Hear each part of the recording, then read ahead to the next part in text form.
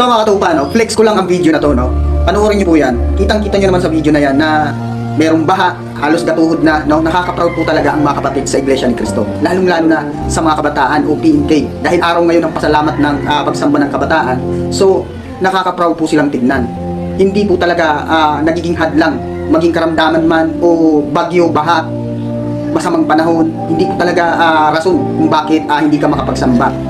No, pagdating po talaga sa paglilingkod sa mga kapatid sa Iglesia ni Cristo, panoorin niyo yan, no? Isang patunay na nakalulugod sa Diyos ang gawain ng mga kapatid sa Iglesia ni Cristo.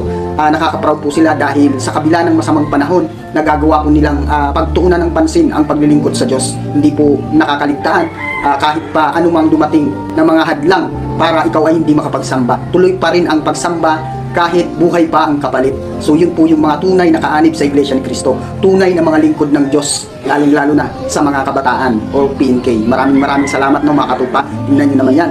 Nakaka-proud po talaga sila. Isa lang po, mga katupa, ang masasabi ko dyan. Ingatan po natin, mga katupa, ang ating sarili, lalong-lalo na ang ating mga anak na kabataan. Ingatan po natin sila. Lagi po tayong manalangin sa Ama, lagi po tayong lumapit sa Kanya. Para higit po sa lahat, ingatan po tayo lagi sa ating mga gawain o tungkulin sa loob ng Iglesia ni Cristo. Maraming salamat po, mga katupa.